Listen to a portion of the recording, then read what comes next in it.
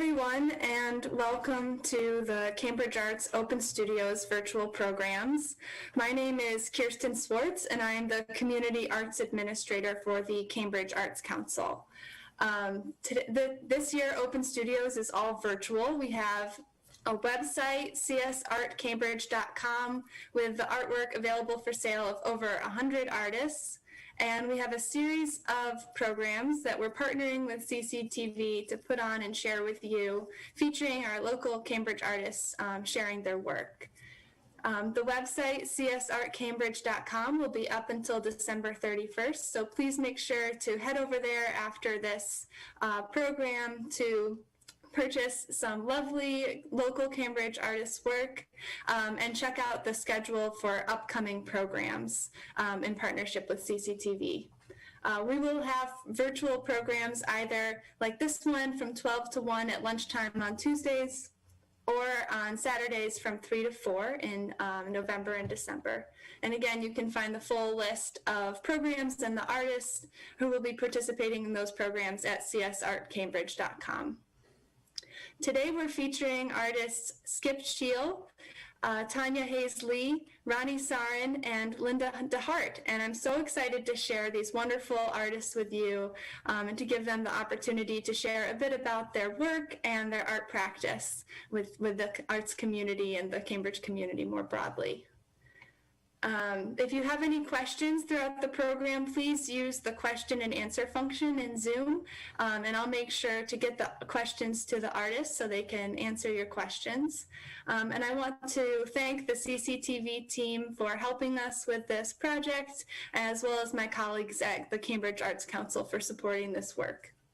So first off, we'll have Schiel, and Skip, take it away. Thanks for organizing this and inviting me to do this. I am going to share my screen and review what's online under my name.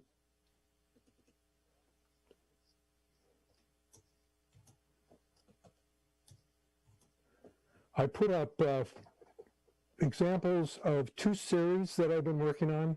The first is called the Ongoing Nakba. Nakba is the Arabic word for catastrophe and relates or describes what happened to Palestinians in 1948 when Israel formed their state. They're all refugees, and many of them in the refugee camps of the West Bank of Palestine.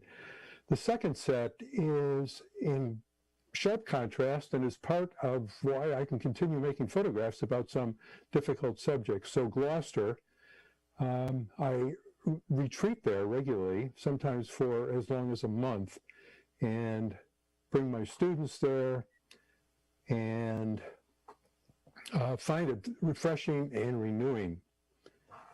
So that is that.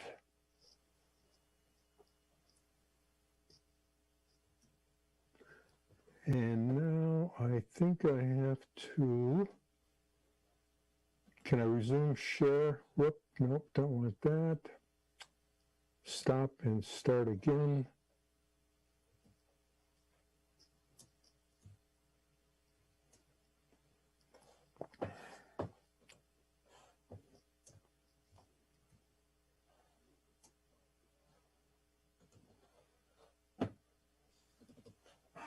And you see a website? No? Anyone? No, Yes, we see it. Current projects, recent photographs, archive writings, and workshops. Does it show a guy with a white cap on, hat? This man has glasses, he has a beard, and he has Yeah, good, okay. So a little bit more about the Nakba project, which I've been working on for many years. I started going back to that area in 2003. And one of my venues for showing photographs is my website. So just an example, many of the folks that I photographed, and this is first, second, and third generation, as I mentioned, are living in refugee camps in occupied Palestine, the West Bank. And so I return periodically, photograph, and interview them with the help of my various Palestinian colleagues. And then I can put them on my website. I also make slideshows, and I have a blog which goes into more detail about the various people. I find that I'm drawn to controversial subjects like this one, but also I've been doing a lot of work about climate justice. Did I have the sound turned on?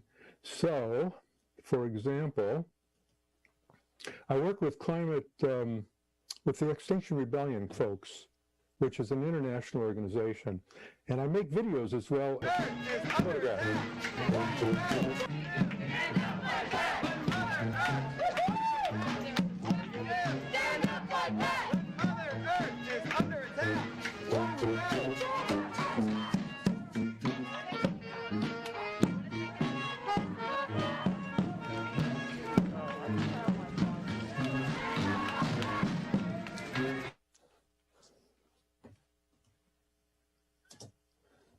So if you're interested in pursuing some of what I've done, you can go to my website or blog. I am going to say a few things. As I mentioned, I am drawn to controversial subjects, and the Nakba project is controversial because it calls for the right of return of Palestinians. And this is a very hot issue with a lot of people who won't even talk about it sometimes. And I have encountered a lot of resistance. I've lost friends, but I've gained a whole community of Palestinian and Israeli activists around the world. The climate justice work is also controversial in that what I hope to do, along with other climate justice groups, is awaken people to the reality of the crisis, and not only awaken them, but encourage them to do something. So Extinction Rebellion, as you saw from my video, is very colorful, playful, performative, in the streets, and often includes civil disobedience, which I'm also drawn to. I've been arrested on the Cambridge Common in pursuing my work and which is to photograph what's going on. So, a question for everybody: what is photography? What is art, if not on the edge? Two quotes, one from Howard Zinn, who wrote the People's History of the United States.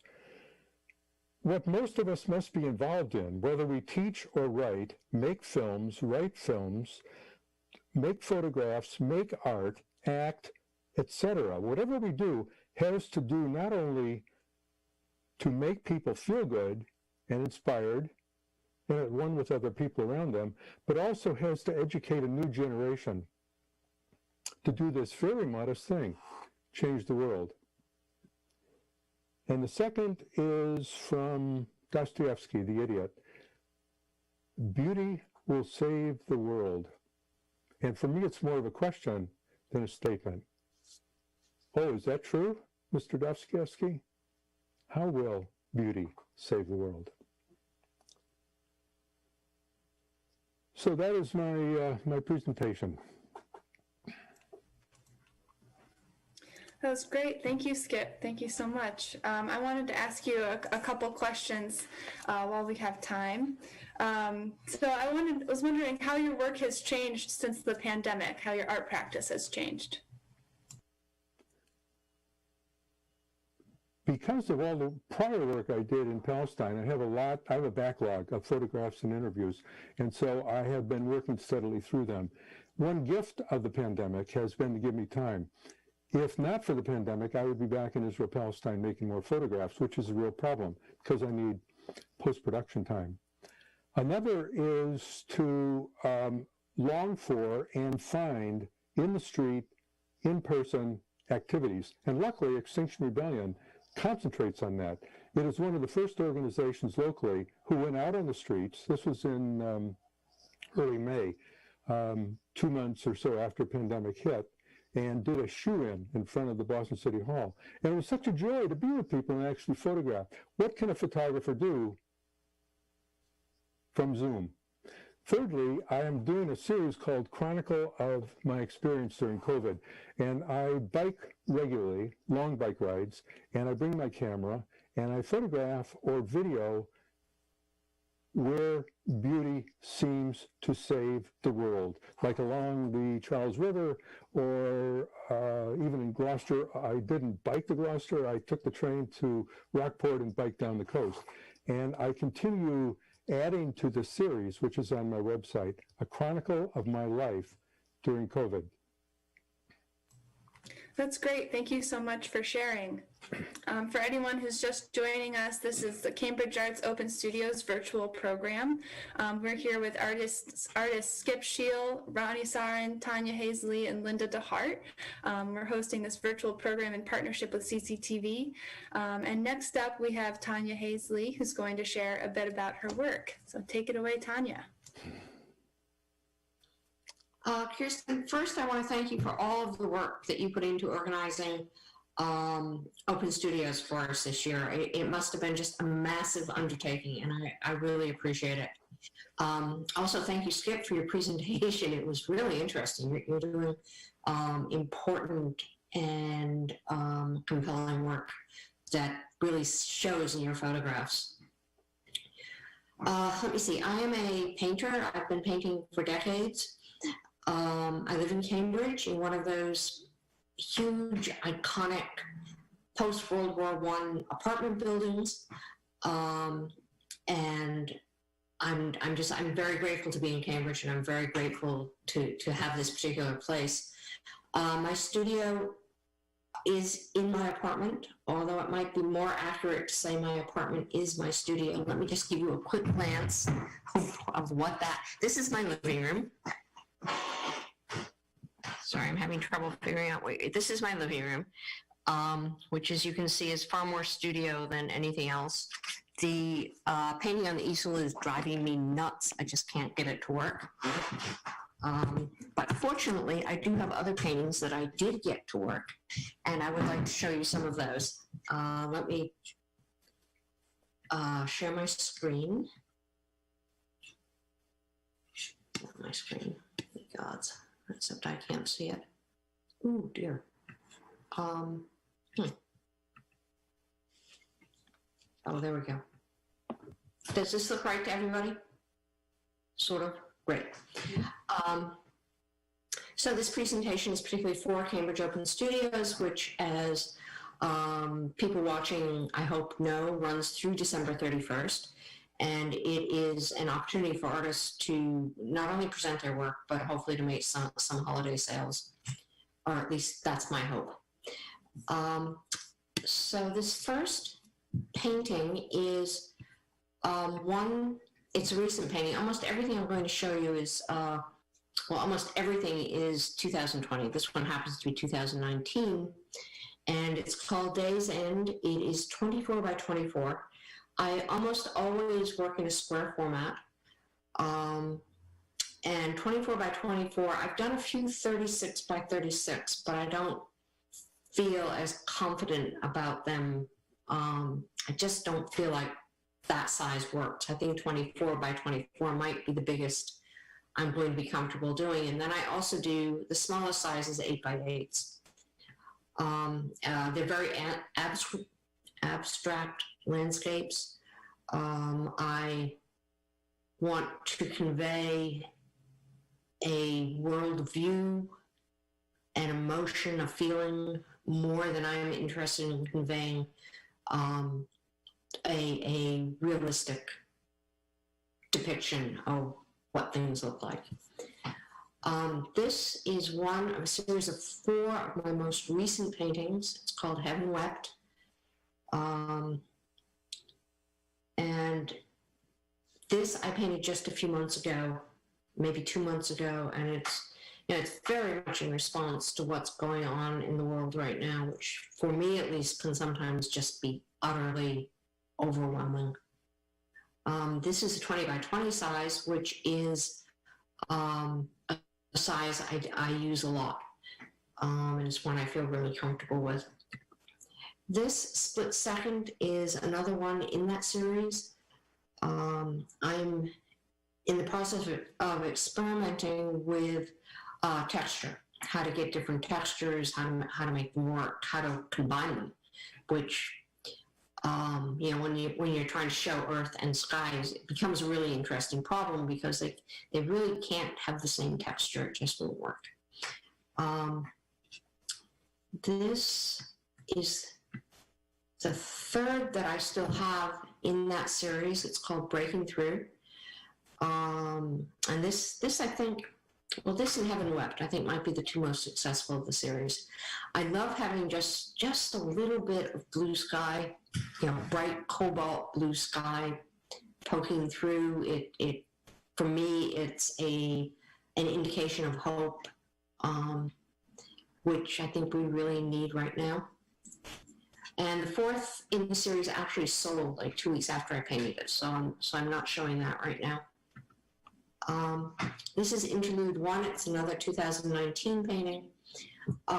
These fairly large 24 by 24 paintings I did in 2019, almost exactly a year ago, in preparation for a show that I had at Drinkwaters in Cambridge, which is a men's clothing store. And I had, I probably had 10 of these. I mean, I had a lot of these for that show, and they worked really well. And this one actually is currently at Honey Jones Gallery on Concord Ave in Cambridge. So, right after that show, which was October 31st, which was also, that was also the day I moved into this place. It was a busy moment. Around that time, people in my family started getting very sick, and obviously not related to COVID, but one of the things that happened is my husband started feeling very unwell, and it took him, he lived in Arizona, and it took forever to get a decent diagnosis, and by the time we had the right diagnosis in January, it was too late, and he died in February.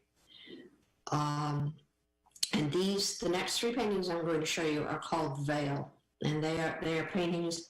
I was out in Arizona with him, and came back March 6th, and Massachusetts shut down 10 days later. So these are my paintings kind of in response to both of those events, which were, and for me, remain very difficult to separate. I can't tell what's one and what's the other. They're called The Veil, and there are 6 of them in the series, and I actually finished the series before I understood what it was I was trying to paint. They were just all untitled.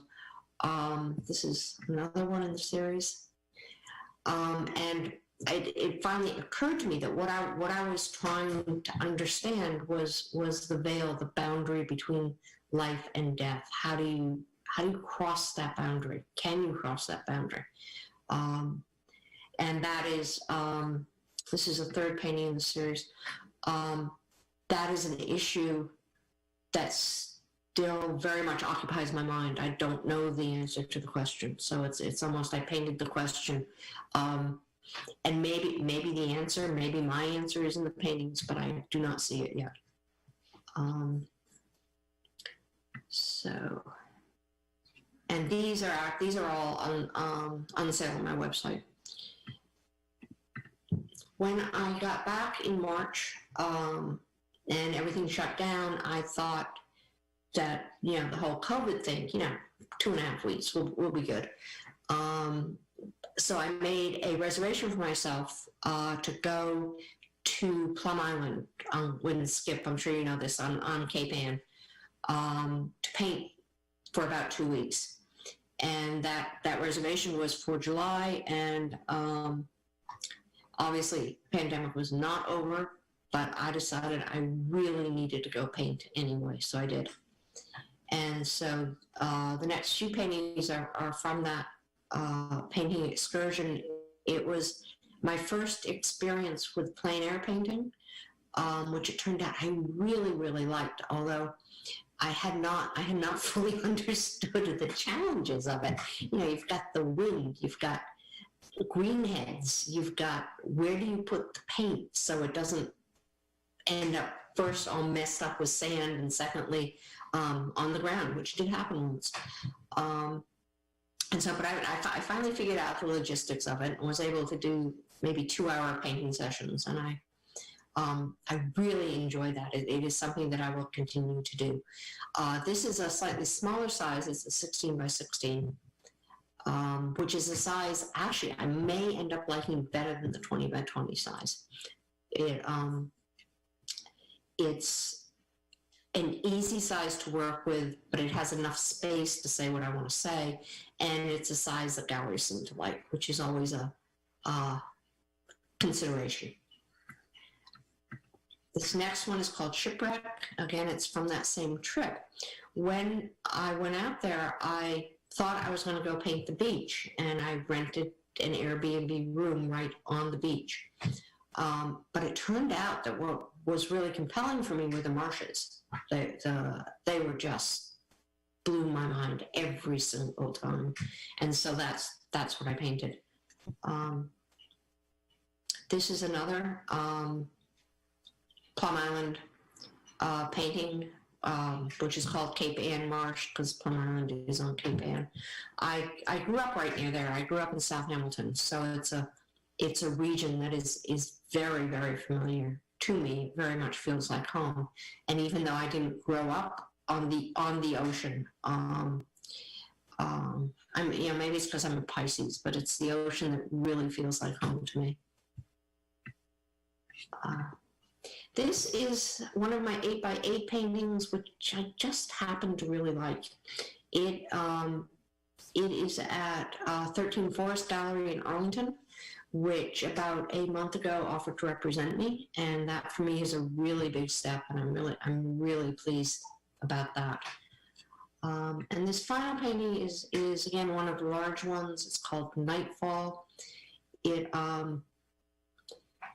has gotten a fair amount of recognition and praise, so I don't know why I still own it, but there you are. Things work out that way sometimes. This is my website. It's TanyaHayesLee.com, and it's also the website for 13 Forest Gallery. I'm also a participant in an online gallery called Array Contemporary, which is very new. The website is up, but it's only about 3 months old. And so that is my presentation.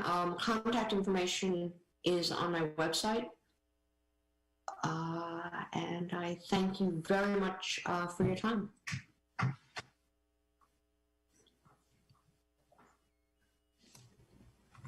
Thank you, Tanya. Thank you, Tanya. That was wonderful. Thank you so much for sharing. I was wondering, how do you start a painting, and when do you know a painting is finished?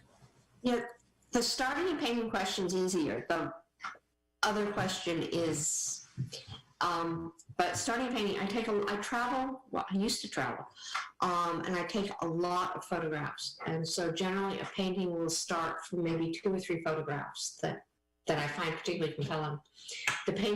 Paintings are so abstract, they never end up looking like the photograph, but I find it useful to have a place to start. Knowing when that painting is finished is hard, but basically they're finished when they stop driving me nuts. When I have something I can look at that I actually like, it's done. And what's bothering you about your current project? What's challenging about that painting? Oh, that painting, let me, yeah, I don't know.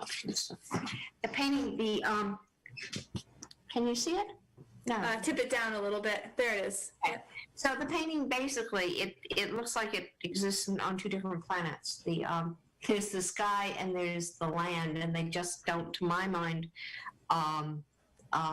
go together. And then I tried doing some drips, which I'm probably gonna here, which I enjoy doing, but you can see they're just very faint because they, the thing I discovered last night when I was doing drips on this was you've got to make sure the canvas is level. Otherwise, the drips don't work well at all. They go all skew hither and yon, which I guess I've just been lucky before, and they had, in fact, the canvases had been level, so the drips were vertical, but this time they weren't. Yeah, thanks for sharing that. I could ask you so many questions about your work. It's really, well, I have one more. What interests you about the land and the sky and that relationship that's so in all of your work? That's a really good question, and the answer is the horizon. The place they meet it's almost like the veil. It's a place of total mystery. And when I'm doing a painting, I will often paint most of the sky, and then I'll paint most of the land, and then I'll figure out how to paint the horizon. It's places of transition, places of uncertainty. It's like there's a Leonard Cohen song about the cracks or how the light gets in. It's that kind of feeling about it. That's beautiful. Thank you. For those of you who are just joining, this is the Cambridge Arts Open Studios virtual program. We're here with artists Schiel, Tanya Hayes Lee, Rani Sarin, and Linda DeHart. I'm Kirsten Swartz. I'm the Community Arts Administrator for Cambridge Arts, and we're happy to present this program in collaboration with CCTV. You can visit these artists, and you can see these artists' work at csartcambridge.com, as well as around 100 other artists' work, all available for sale through December 31st. Next up, we have Rani Sarin, who's going to share about her work. So Rani, take it away. Hello there. First of all, I'd like to thank Kirsten and the Cambridge Arts Council for arranging this session. In these strange and sobering times,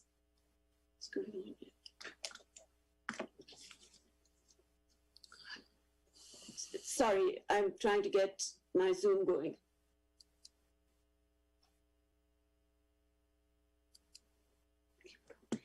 So in these strange and sobering times, the Cambridge Arts Council has come up with a really creative and helpful resource for Cambridge artists, and we really appreciate it. Not only does it give us a chance to show our art and share it, but I'm delighted to meet my fellow artists. Thank you, Skip, and thank you, Tanya, for your really touching, wonderful presentations. I mean, I don't know how much artists can change the world, but I think they can change some point of view. And so I'm really happy to be sharing this space with all of you. I grew up in India, and I grew up in a land that is rich and diverse and has a very deep-rooted sense of design and composition, and, oh my God, color is everywhere. And as you can see in my work, color is everywhere. I grew up in India, but I have spent most of my adult life in the Boston area. And my early training was in textiles, but I worked a great deal with printmaking, both monoprints and also doing etchings. They say that a printmaker who does etchings becomes a printmaker because they're looking for the perfect black. So you can see that, there are just so many shades of grays to black as you start wiping your ink. I did a fair amount of that, and when I was going through that stage, I would look at a road that we were on a sidewalk or a pavement, and begin to see the colors and the textures. And, potholes appealed to me because there was a great deal going on there. But as you have probably guessed, I couldn't stay long with black and white. And I turned to monoprinting, and I did a lot of monoprinting. I work fast. I did so many monoprints so quickly that they were sort of just filling up my studio. So one day I looked at a monoprint, and I had, several. When you do a monoprint, you can do ghosts of it, and you can have several that look sort of similar. So I picked it up and I ripped it. And I looked at it again and it looked quite different. I held it up. I could sort of hold it up from different angles, and I started to rip. I ripped up a fair amount of my monoprints. I'd also made a lot of paper. I'd worked with textiles. And the whole idea of mixed media started. So my mixed media life began there. So I use prints and paper that I made, fabric that I had dyed, and wax and pigments and glue and whatever I can lay my hands on. So my work really is and I think that's probably true of many artists, is my connection to the dynamic flow of energy and life. It helps me because it bridges my understanding of the seen world and the felt world.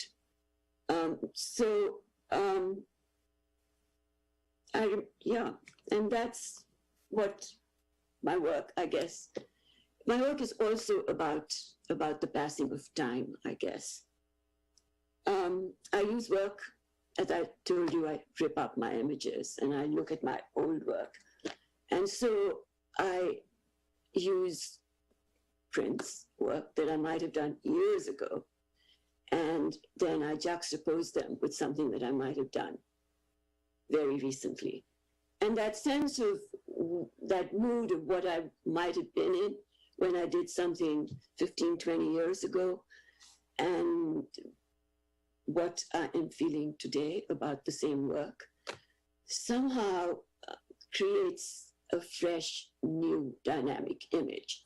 And that freshness it makes me aware that the present moment is obviously the most dynamic moment that we have, but it is also the moment that is all about what has gone before it.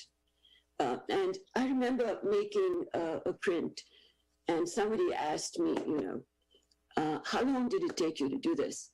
And I said, my entire lifetime, because I think whatever you do at the moment that you're doing it is somehow a product of all that has gone before you. But the excitement of creating something new is the dynamic aspect.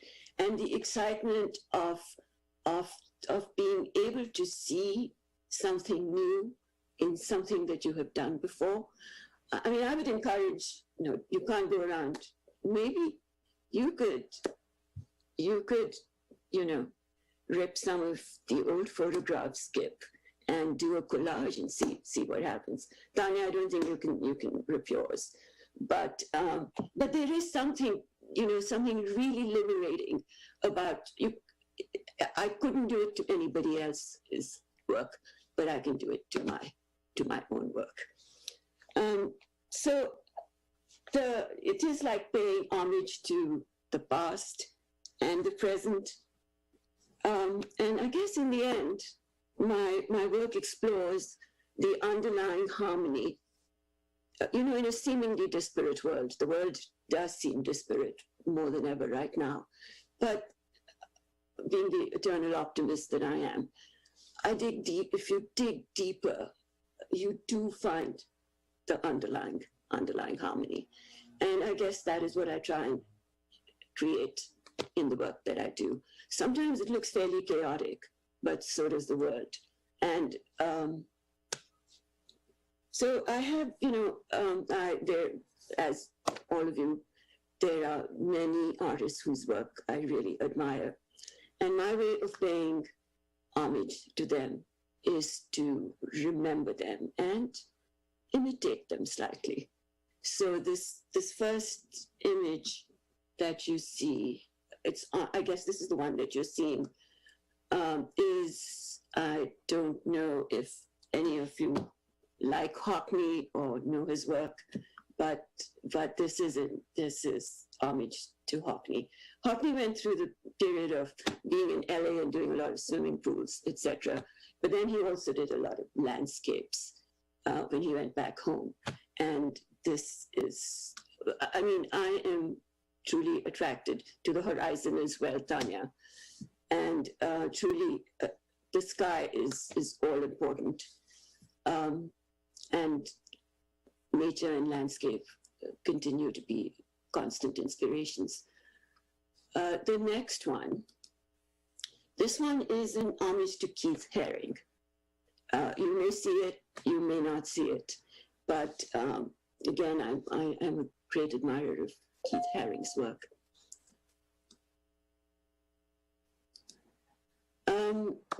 I spent 4 years in Sweden, and the Swedish sensibility is as far apart as you can get from the Indian sensibility. India is all about trying to see how many things can fit into a tiny space. And the Swedish sensibility is all about being as bare as you can. And this print reminds me somehow of my time in Sweden. The colors may be the trees, the feeling of seeing something that may be slightly foggy, a slightly fall wintry feel. And then we move on to what I can't do without, the sense of color. This started out on an encaustic piece. I have worked a great deal with wax because I did a lot of batik and tie-dye. I didn't realize I could have made a fortune in tie-dye with the way things are. Everything is being tie-dyed these days, but I'd moved on from tie-dyeing. And, but this part is wax on a piece of wood.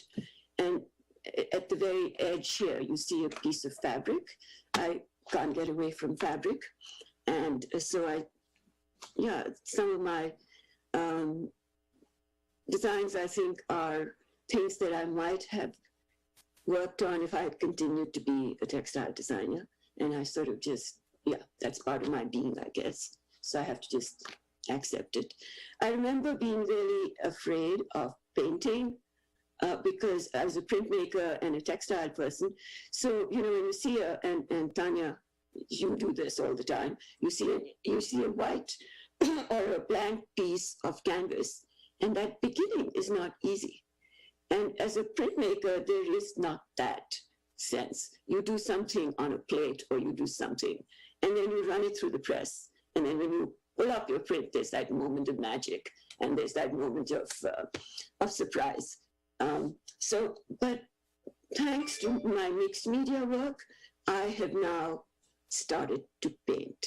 I don't paint, I hope the day will come when I will actually paint directly on canvas, but I have started to use paint in my work. So you can see here, there's a bit of canvas. These are all pieces of different parts of my monoprints. And you can see the layers of work as well.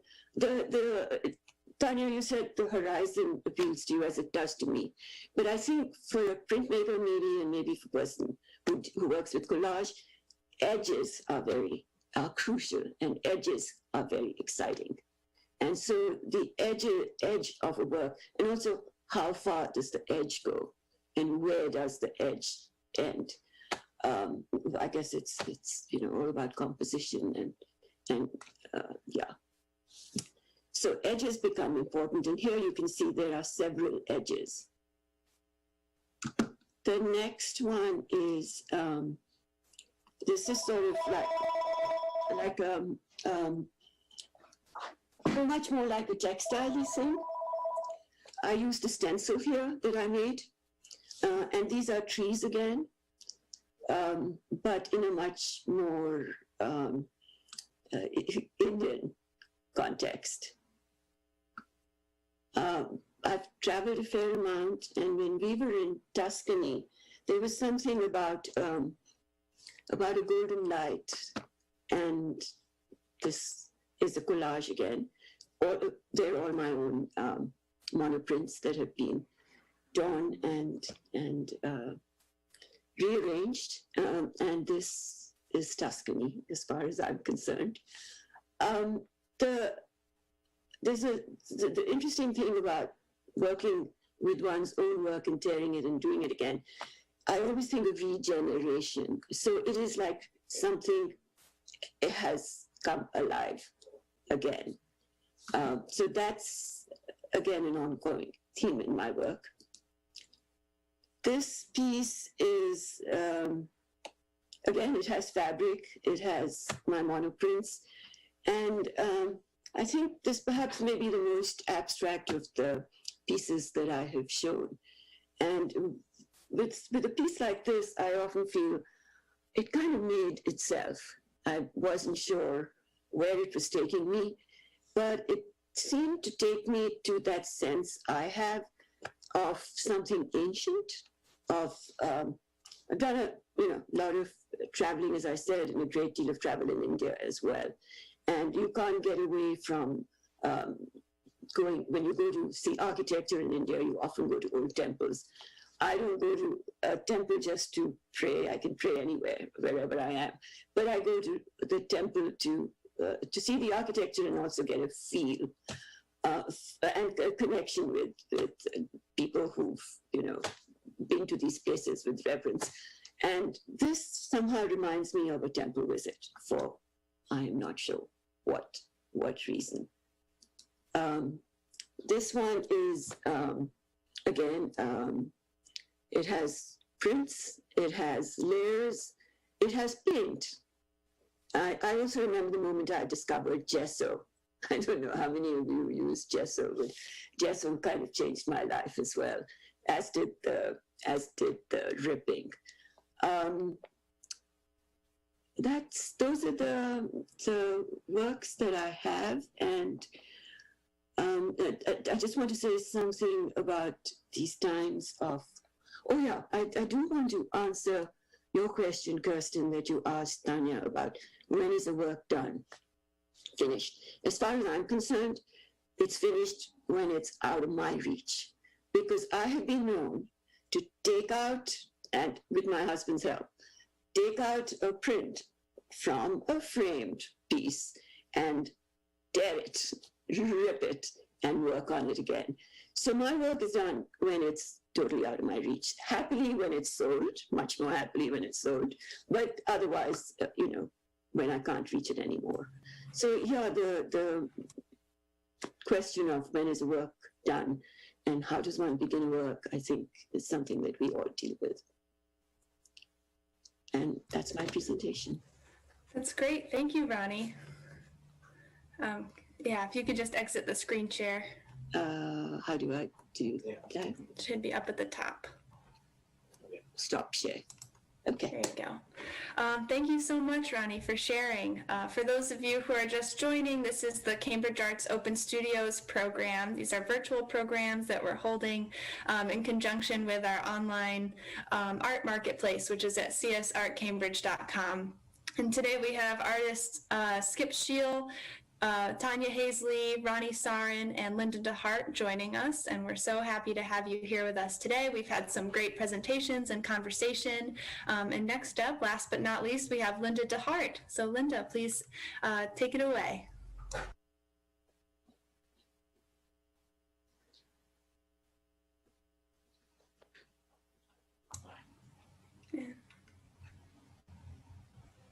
And Linda, you'll need to unmute yourself. Okay. Is this? I'm having somebody else help me remotely. We're learning all these skills. Anyway, my work has been informed by the Aurora Borealis. When I had an awe-struck experience, I began to realize that it was my job to bring colors in motion into the world. It was as if God said, hey, you down there, do this. So I've been obedient and having a great time doing it. And it's been a major journey since since March of 2000, of 1969. And so that probably is one of the things that accounts for the major variety of my work, which I think if Holly can put up my yes, my homepage. This is the homepage on my website.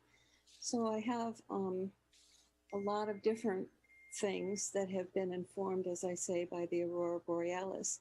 And I actually want to acknowledge Skip for his question of how will beauty save the world? And I am so glad to be able to have that question now, because I've been working with beauty for all these years, but I hadn't asked that specific question. I've known that everything that I do is beautiful, and it does move people in very extraordinary ways. And as I continue to unfold the different aspects of the different forms of art that I have done through the years, I think that you'll see how it relates to our times right now. So I'm going to start with my silks, and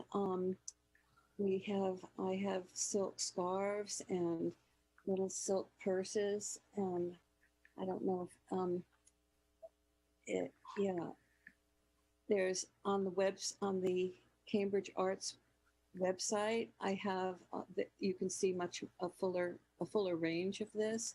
This is just sort of a composite, just to get a feeling of how I work with.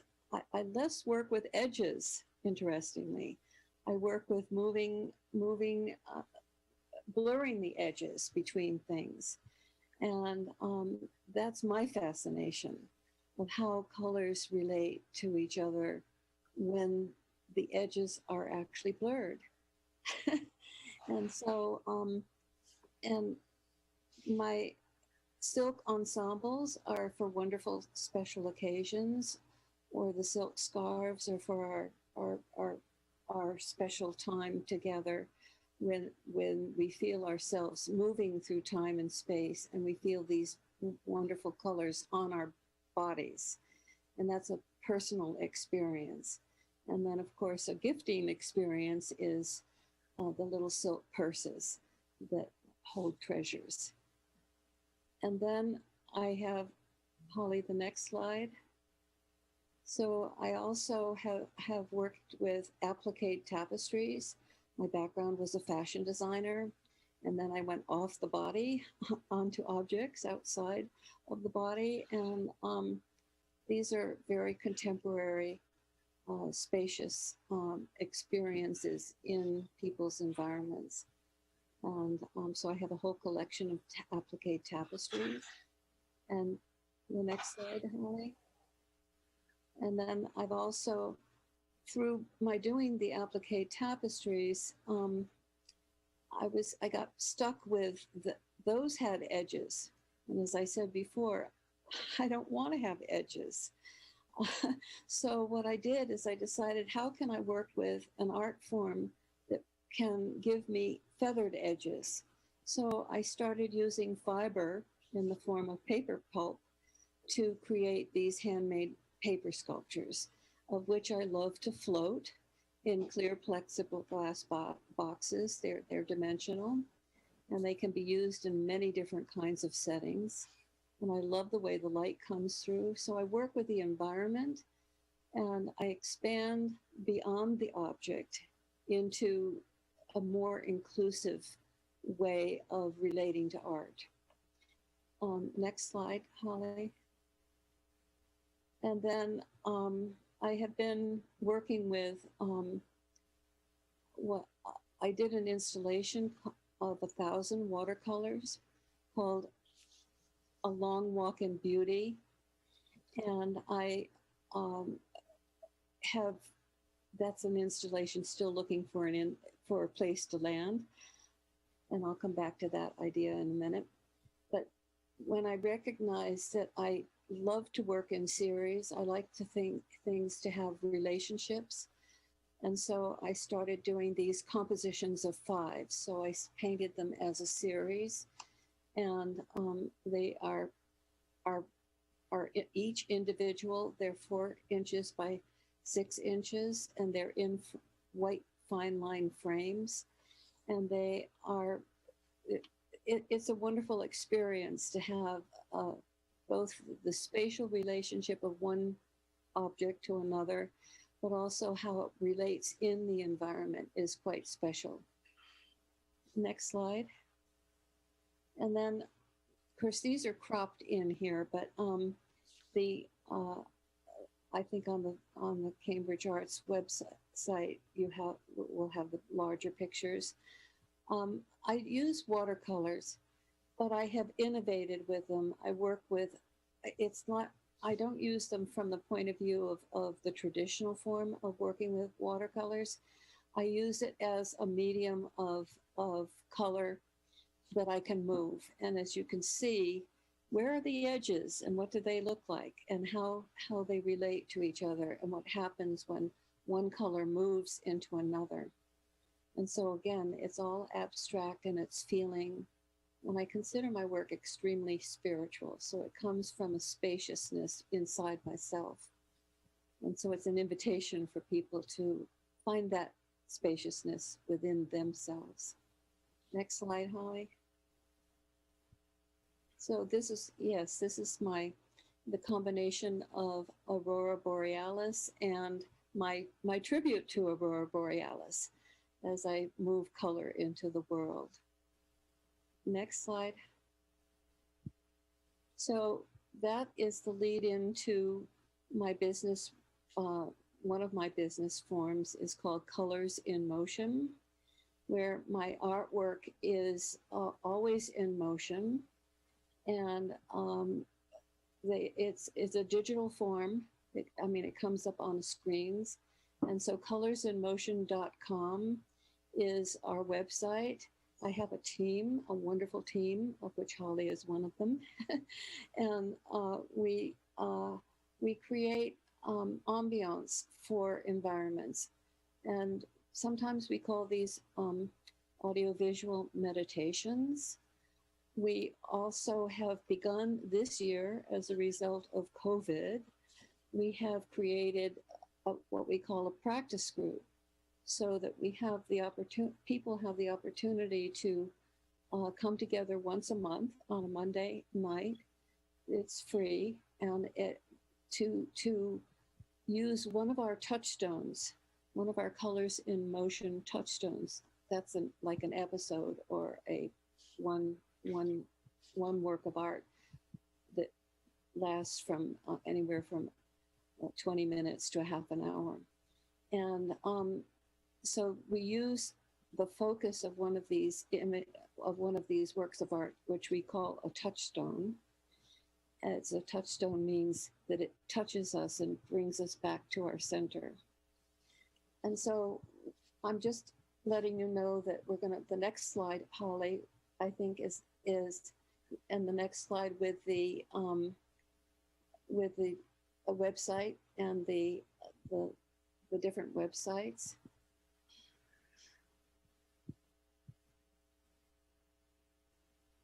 So Ambiance is an 8-hour presentation through this digital form.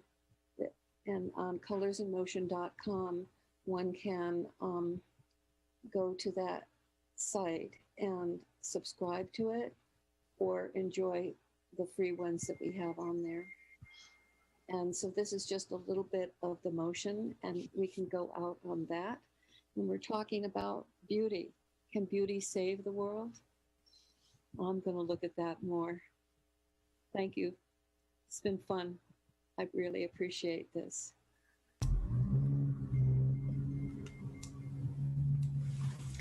That was beautiful. Thank you, Linda. Thank you so much for sharing. Again, this is the Cambridge Arts Open Studios program, here with artists Schiel, Tanya Hayes Lee, Rani Sarin, and Linda DeHart. At this point, we've heard from everyone, and I just want to note that there's so much really interesting overlap between your work and the ideas that you're exploring as artists. These ideas of boundaries or lack of boundaries, the role of beauty in our world. It's been really interesting to see how your work kind of explores these ideas and how it relates to each other in ways that we are a little bit unexpected for our audience, I think.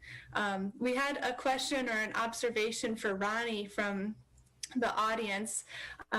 This is from Gabrielle. She says, "Wonderful presentation, Rani. I want to note the verticality of the collaged pieces, so the horizon is not so evident unless it is upended.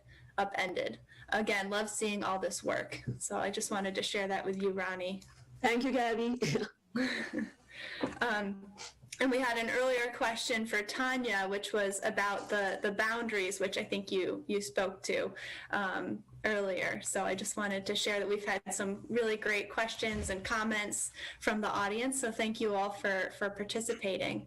I want to open it up to questions among the artists. Do you all, having seen each other's work in these presentations, do you have any comments or thoughts for each other?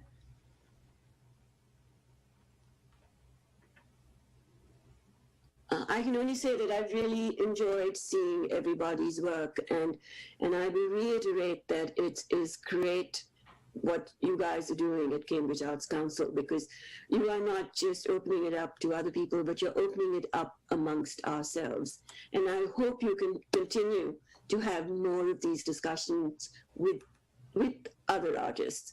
I found it really quite wonderful to see Skip, Linda, and Tanya's work today, and I hope we can continue to communicate with each other, especially in these times of COVID. Mm-hmm. Thanks, Rani. It's an incredible way to create a community. When artists start spewing about our work, we infuse excitement in people. And I think to be able to do that in the larger community will be very inspirational. So I second that, Rani. Oh, Skip, I think you're muted. You've all encouraged me to look more deeply into abstract art. So much of what I do, as you saw, is not directly abstract art. It's representational. It's not only representing, say, a person or a landscape, but it's representing or trying to an idea. And hearing from you and watching all of your work helps me get over what I've considered a blind spot in my own appreciation of art. I tend to bypass abstract art when I'm in a museum, for example, and look for something more representational. And so for that, I thank you all. That's great. That's exciting to have this opening and this new area of art to explore. I think that it's been wonderful to hear from all of you and to hear the kind of exploration of similar ideas in very different ways. And it's just been a really great presentation from the four of you. So thank you so much to Skip Schiel, Tanya Hayes Lee, Rani Sarin, and Linda DeHart. Once again, this is the Cambridge Arts Open Studios. Please visit csartcambridge.com to purchase the beautiful artwork by these four artists and 100 other artists, all local to Cambridge. This was put on by the Cambridge Arts Council in partnership with CCTV, and we're very grateful for their partnership. We'll have our next program on December 1st, and that will be with artists Shola Regna, Roz Grunman, Vicky Coker-Parrott, and Dan Parrott, and those are artists working in ceramics, pastels, gouache, and woodworking, so it'll be a really interesting combination of work. And again, that's going to be Tuesday, December 1st, 12 to 1.